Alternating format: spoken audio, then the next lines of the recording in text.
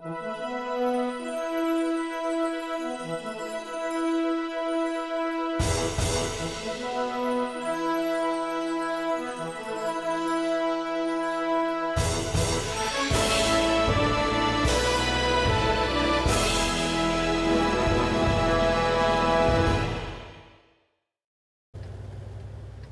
back to What Arty Noobs with General Disturbance.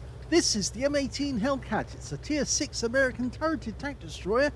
It's located on the northeast spawn of Live Oaks under the command of Elirox. Well, game on. This game, Elirox is in platoon with the Jagdpanzer IV. You can just see over there, that's Guzzoline. They're both in the B00YA clan. But they're going to separate for the moment, and well, we'll see what happens. Elirox has got the M18 with the 90mm gun, which is capable of doing 240 alpha, penetrating 160mm of armor with standard ammo. But he does have some premium ammo just in case. Now, as you may have heard in other replays and other videos, the M18 never actually had the 90mm in combat. Only as a test on the Aberdeen proving grounds did it actually get the 90mm. Now, he didn't fire there because he didn't want to reveal his position. There's always a possibility there are enemy tanks over there, although no trees have been knocked down. We do see a Super Chaffee over the other side of the lake. He's actually in the middle of the lake, actually, not over the far side. Our guys have gone down the railway line and they found some enemy tanks already, but outside our view range at the moment. So yes, some enemy tanks have appeared, and in fact actually they're to our right at the moment. There's the Super Chaffee, he's in the centre. Missed him with the first shot. Standard reload with the 90mm, 7.36 seconds. Elirox has got it down to 6.41. Oh, well, that Super Chaffee just died, and it was our Sherman Jumbo that got him in the end. Okay, pulling up to the bush, nothing in sight. The ELC should be able to spot somebody if there's somebody there. But no, it doesn't appear that there's somebody up on the hill, but there is somebody over by the house, and it's a Death Toaster. Now, he auto-aimed on there, and that was a bit of a mistake. He should have led the target, and it would have been better for him. We lost the ELC. He got taken out by the enemy Fifi, the 105 FH-18B2. Yes, there are Arty in this game. The enemy team's got two of them. Okay, the enemy team's got an M41 HMC and a Fifi. We can see the traces from those Arty coming off in the distance. Okay, Panzer IV Ausführung H. You're a bit too high. There you go. Now, he's spotting him at the moment, allowing our teammates to get damage. Aiming for the engine bay. Reloading. HE. Was it HE? No, AP. It's gone to AP. Now, he could fire, but he'd give away his position if he did. At the moment, he's quite happy and content to actually spotlight that guy and allow his teammates to get damage. The Death Toaster suddenly turned up. Now, he didn't get spotted. Didn't start receiving any fire, but suddenly, all of a sudden, there's an enemy tank where he didn't expect, and if he had fired at the Panzer IV, he would have been in trouble. Now, we're not doing too well on this game so far, because we're down 2, and Elirox hasn't got any damage at all on the enemy other than spotting. That's better. He did get a penetrating shot on the Panzer IV Ausführung H, and he didn't see where we were. That's a good shot. But unfortunately, didn't get the kill. The kill went to a Striv M4257. No, Striv 42, sorry. Not the 57 version. That's the autoloader. And we didn't see the Death Toaster come back over that hill. Now, I should mention that this is a two-parter replay, because we're watching the battle from Elirox's perspective, and then we're going to see how the battle developed from Guzzoline's perspective. So, of course, he's in the Jagdpanzer and he's on the railway line. Now, he's trying to work out where that enemy... Oh, we got him! A blind kill on the T-78.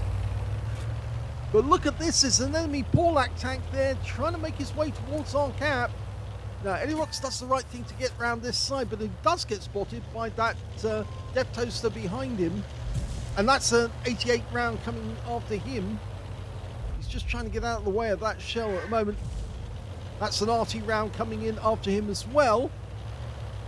So he's now out of sight of that Panzer Hellcat IV, the Death Toaster. And now he's in a position where he can start firing shells at KV2. Now, he did fire that one to go through the building and hopefully hit the KV2, but it didn't. But there's the turret of the KV2, and now he's lost sight of him. Now, I think that one went over the top of him. So he has got some damage and some damage assist now, but he's defending the cap area.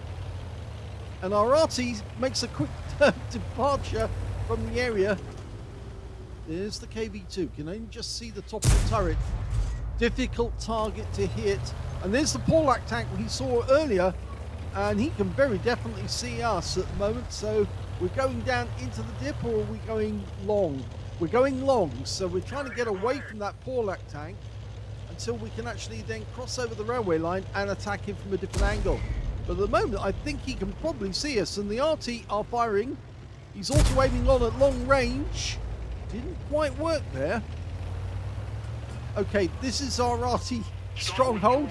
He's telling those guys to get the hell out of there. Yeah, because that Porlac tank is inbound. And if the Arties stay where they are, they're going to get wiped out. He can't hit the Porlac because he's gone down into the dip. And now well, there's only those two left. The Guzzoline and Elirox and the two Arty. And it looks like those two Arty are about to get wiped out. Well, Guzzoline just saw that ELC out, and one of the Arties decided to join us. He's coming to the dip, but the Bishop didn't. And you can see there's Arty rounds coming in from the enemy Arty, trying to wipe us out. There's the KV2. We've lost sight of the Porlac tank. Okay, Guzzoline's moving up near the railway line. So we've got a Porlac tank and a KV2 just over that ridge line. Here comes the KV2. Looks like he's decided he's going to come in and try and derp. Oh! Well, it hit the armor, but it didn't penetrate, and we did get spotted. We're just too close to the bushes, so we have to change position because after all, the Arty might get involved. And now we've got an M10 coming up behind us. And we've lost... Well, the Porlac tank's gone down. There's the M10. He just stood there, stayed still, and took a round. That was a heat round we saw there from the enemy Fifi. I can tell it was a heat round because there was no explosion, no big explosion at the end. And there's another one. So he's blasting away his ammo, and the enemy is capping at our end. We did lose the Bishop. The AMX-13AM has decided to run towards the enemy cap area. And we can see enemy Arty rounds coming in. Guzzoline takes care of the KV2, and now we've got to try and get a reset. Oh, yes, those are definitely heat rounds coming in. Heat rounds have much bigger penetration. They only got 350 alpha, but they do penetrate quite a lot. And it looks like that enemy Fifi has decided he's going to throw caution to the wind. Okay, we missed with that shot. And we do get hit with the 76mm gun on the M10 twice. But he takes one big hit from us, and we duck down into the dip so he can't get the kill. And Guzzoline takes the kill on the M10. More Arty rounds inbound. Now he's firing HE at us. Okay, can we get the reset? We just need to find where this enemy tank is. There he is. It's the Death Toaster. Oh, Guzzoline! Guzzoline got the direct hit on him, didn't kill him, but he got the reset, and then Elirox came in and did the quick assassination, and that now leaves only two enemy tanks left, and now the Fifi is starting to fire. That was the M41. The Fifi is now firing heat rounds at us again because he's scared, and he should be because he's got two tank destroyers after him, and between them, well, Guzzoline's now got 7 kills out of this game. He's already got himself a top gun. He could get a Radley Walters. And, well, you can see Elirox has got 3 kills. He cut the corner there. I think he's just going for a quick dip, you know, clean off. Okay, he's found one of them. It's the M41. He's highlighting it, letting his teammate take the kill if he wants to get the Radleys, or the Arty for that matter. We do have an Arty still in play. It's the AMX 13105. Okay, we're going to creep up on this M41. There he is. And, oh, there's nothing he can do. He is outmatched. And this is going to be very brief. And that's a nice kill right in the back. Nothing he could do about that. And that means now there is only 1 enemy left. Elirox has 4 kills. Oh, the Fifi expected he was going to go over that ridgeline, and he didn't. But he does have a fast reload, and there he is. That's 1. Going for the Pascucci's. See if he can get it. Yes, and that wins the game. And that's 12 kills between them.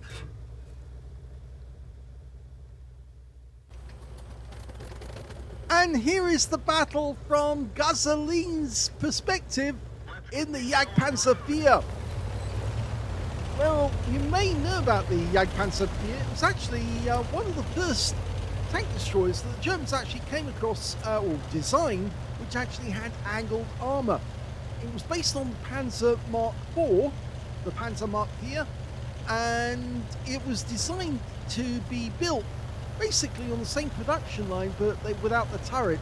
They just make this casement, casemate, which was actually gave the crew much more room.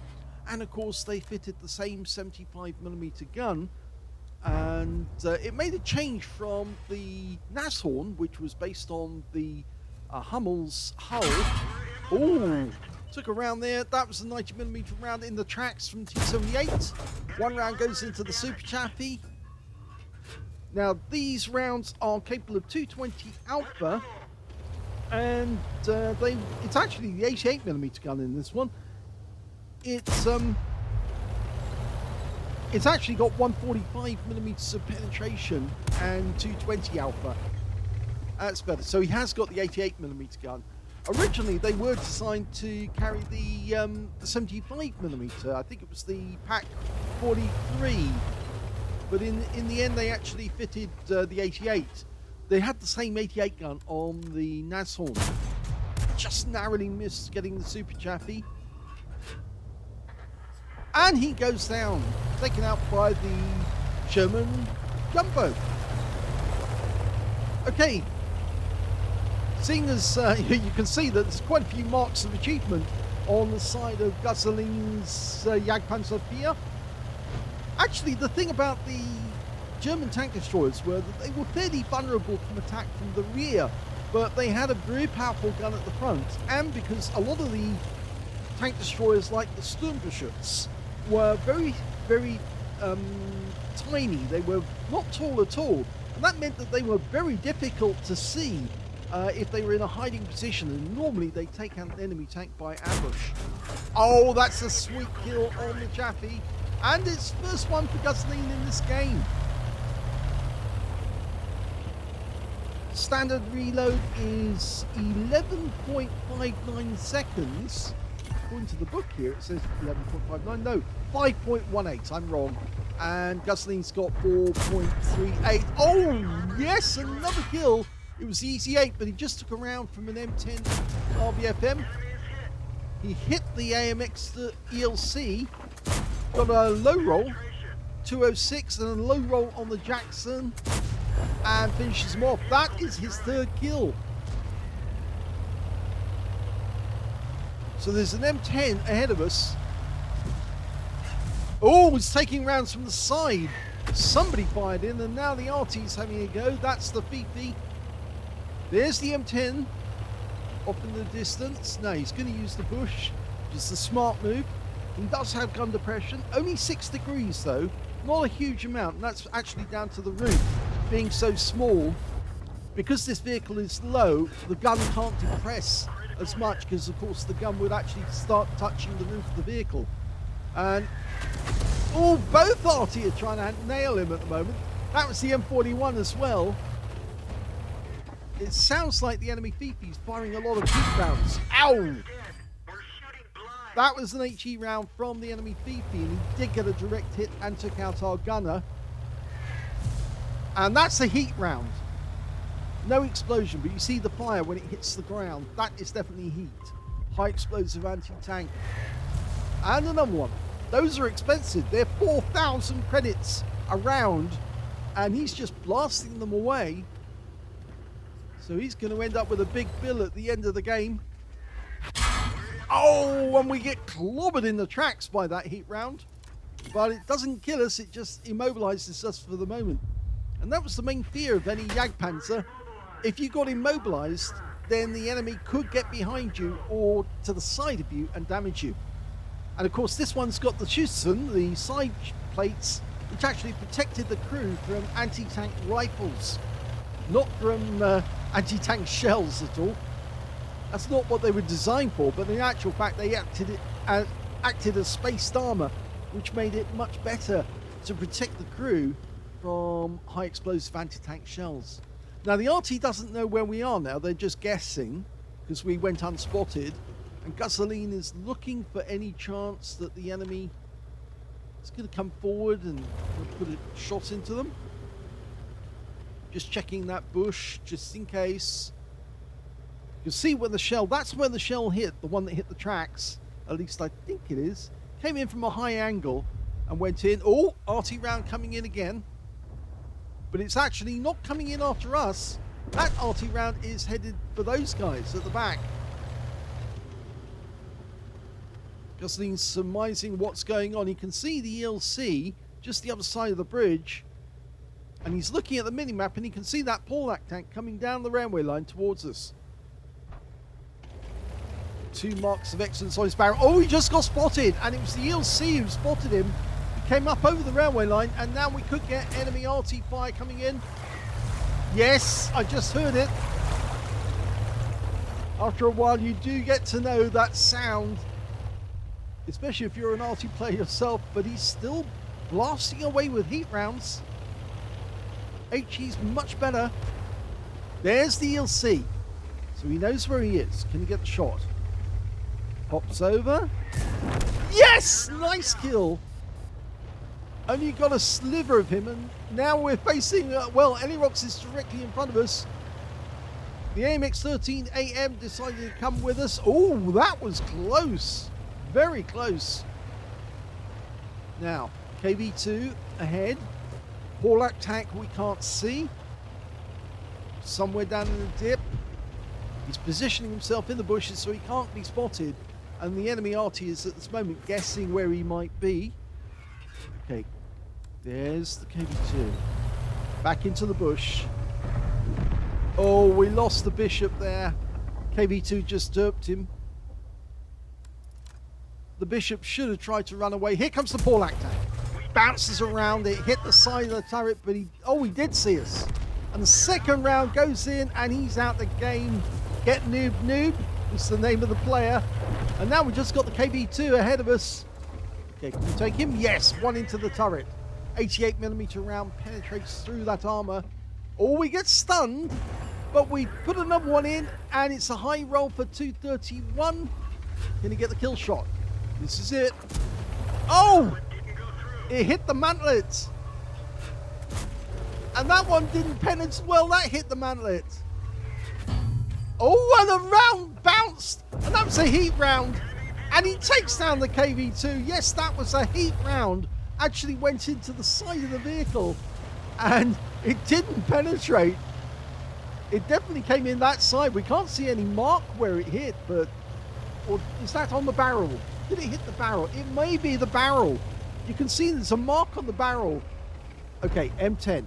Distance shot. Pumps one in. Gets a low roll for 210. Pumps the second one in. Gets a high roll for 223. Can he get the kill shot? Yes, he does. Now we're free to actually try and find who's capping. Elirox is moving in. The Arty's still harassing us. Now he's using the bushes to creep up on the cap. There's the Death Toaster. Okay, one shot. Goes in and Elirox kills him, and that's the end of his game. And now it's just kill the Arty and the end of the game. Doesn't always mean that you can do that, but in this battle, yes, they've been harassing us a lot.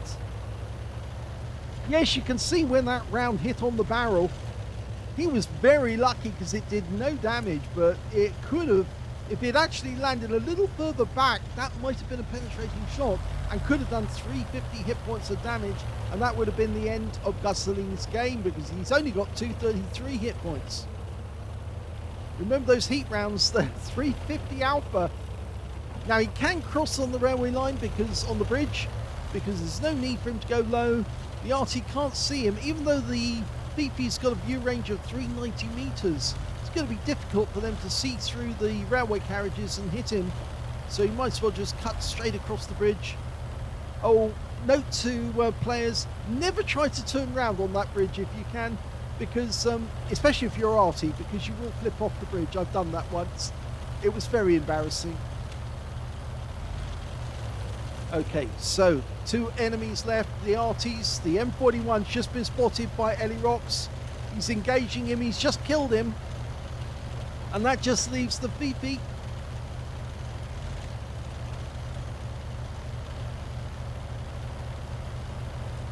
Don't know where he is. There he is. He's been spotted. Elirox has spotted him. And he gets one shot in, and he gets a high roll. No, just need one more shot. He got him, and that's the end of the game. And it's a victory and 12 kills.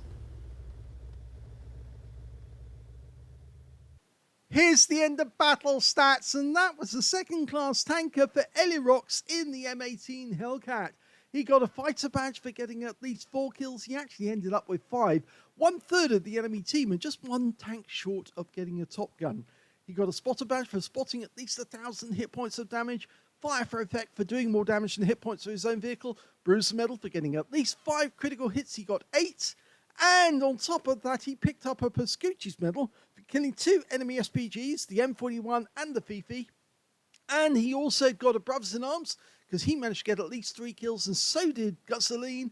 And between them, they actually managed to get 12 kills in total, and that's a crucial contribution. And to get that, you have to kill 4/5 of the enemy team. 12 tanks in total. Basically, that means that only 3 enemy tanks were actually taken out by other teammates in that game. So they did the majority of the damage, and they carried the team across the finishing line. Win 8, 2,027, which is very good indeed, but look at the figures we've got for Guzzoline. We'll show his front page now. Guzzoline got an ace tanker in the Jagdpanzer IV, a difficult tank to play. Not great and not easy to play. It does have some peculiar faults about Jagdpanzer IV, but it is a powerful tank because it has that 88mm gun. He managed to get a fire for effect for doing more damage than hit points to his own vehicle. A Bruiser medal for getting at least 5 critical hits. He got 9.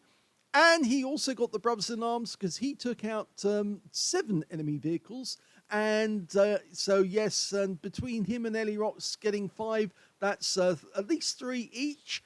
He got a crucial contribution for getting 12 vehicles in total in the platoon. He got a Top Gun for getting at least 6 kills. He was 1 short of getting a Radley Walters with 7. And, of course, when he reset and killed the Death Toaster, rather, when he reset the Death Toaster, he got a Defender medal because the guy was almost about to cap out. And he got at least 70 defense points by resetting the cap. And look at that win 8. Very high indeed. Super Unicum standard, 10,190 from that game alone, which shows you the standard at which Guzzoline was playing was very, very high indeed, because this is not an easy tank destroyer to play, and he played it very well. Let's have a look at the team scores. We'll see it from Guzzoline's perspective on this one. We won't need to do the one from Elirox. We can see that Guzzoline got the highest damage in his team, but not the highest damage in the game. Yes, the KV2 got the high caliber on the enemy team. He got a win 8 of 9,759, and his hit points were 2,674. Second highest damage in the game went to Guzzoline with 2,519. And the third highest damage went, funnily enough, to the Bishop. Yes, the little Bishop got 1,367 hit points. So he was working very, very hard. Unfortunately, he got wiped out by the guy who got the high caliber in the end. But yes, he did work very hard up until that point.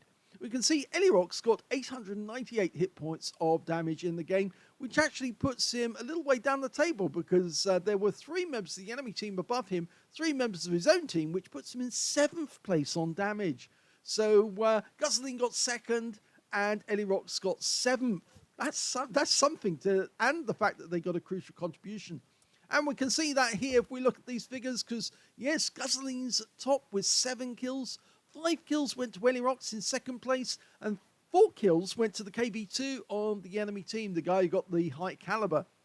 And when it came to base XP, yep, Guzzoline's got that one, 1,170 again, over 1,000, the only player to get over 1,000, with Elirox getting 2nd place at 895, and the 3rd place being the KB2 on the enemy team with 658. And we should put a mention in for the AMX ELC, who got an All-X medal in that game, for killing 2 or more enemy tanks which had at least 1 tier higher than him in a light tank. So very well done on those. Let's have a look at Guzzoline's details. He fired 23 rounds of 88 ammunition, got 19 direct hits on the enemy and 15 penetrations, 2,519 hit points of damage, of which 190 were at more than 300 meters. So the vast majority of the damage was done at close range. He received 8 hits from the enemy during that game, only 1 of which actually penetrated, and I believe that was a heat round that did do some damage. 5 non-penetrations and 3 hits by way of splash. Yes, the enemy Arty was really trying to go for him, but just couldn't get him. Well, unless, of course, he was actually sitting in that bush on that rise, which is not the best place to be, because Arty can aim for that spot fairly easily, and I've done it myself, so it's not the best position. Even though it gives you the bush to move up into to try and shoot at the enemy, I wouldn't recommend going to that bush at all, really, because it's just way too dangerous. Anyway, he managed to block 355 hit points of damage out of that game, and he also spotted 1 enemy vehicle, damaged 9 of the enemy, killed 7, and did 176 hit points of damage assistance. And when he reset the cap, he got 87 defense points. So the guy was fairly close, within 13 points of getting a cap. So on a free-to-play account, he earned 29,962 credits for the battle, 15,000 for mission completion, 44,962 credits altogether.